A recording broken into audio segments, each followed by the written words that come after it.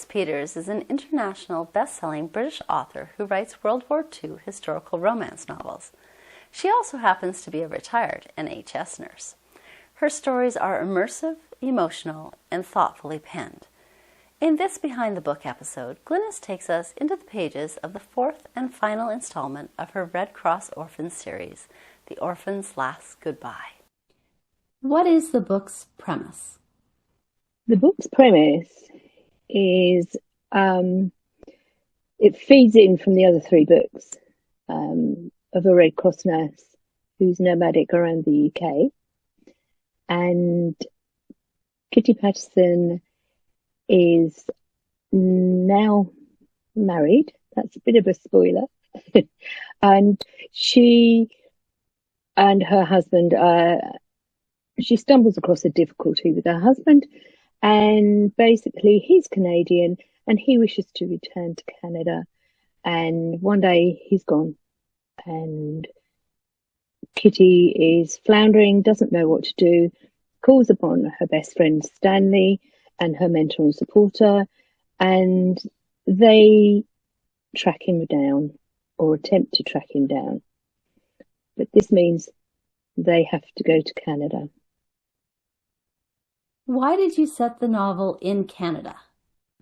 My novels are set in Canada because my son, who's British, and his wife, who's British, married, moved to Canada, and they have two little Canadian bear cubs, a little boy and a little girl.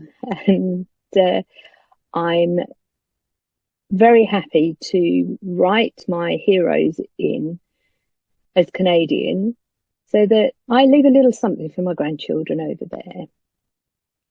So, and I love Canada. I absolutely love visiting them, and it's a wonderful, wonderful country. How would you describe the main character's journey? From the onset, Kitty is an orphan. Her parents were killed in a boating accident, and she was brought up by an aunt and uncle. And she went through World War II as a Red Cross nurse and met Michael, and he was a doctor. And between them, they fought through the war, rescues, and they were apart a long time. And she has grown from a naïve young girl who left a small town, which actually was my own hometown, and travelled the world, in her world, which was the UK, as far as she was concerned.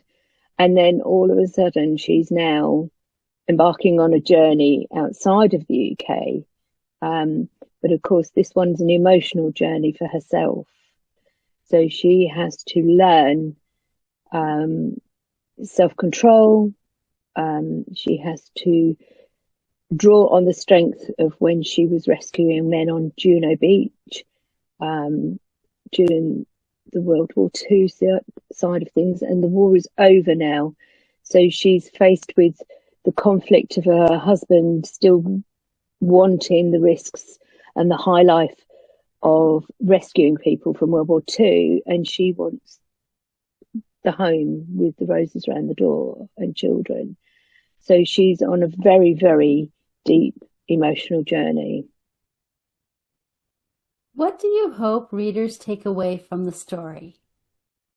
This is going to sound strange, but I hope readers take away that there can be happy endings. There might be a happy ending. There might not be a happy ending. There may be a mix of them all. But it is not the author's journey. It is the character's journey. The character controls the story for the author. Yes, the author can edit, but if that doesn't read right for the author and the character objects, then I'm afraid the ending stays as it should, the middle stays as it should, and you've got a little bit of control at the beginning, but that's it as an author. Do you have a favorite character in the story, and why? Stanley. Now, Stanley is a good friend. He's the mentor. He supports, and with Kitty, he's a generous soul. He was in the RAF. He lost his leg. He had a wife who passed with cancer, but her dream was to run an orphanage, and he opened his home, which was a great big manor house. He was wealthy, to these children. And he saw something in Kitty that he knew these children needed. And so he embraced her into the home and asked her to help with the children of World War II, which is the time period when she gave up her Red Cross nursing. But he's very, as I say, supportive. And he doesn't always have the answers, but he always tries very hard to find them and to deal with them. And he has the big brother heart.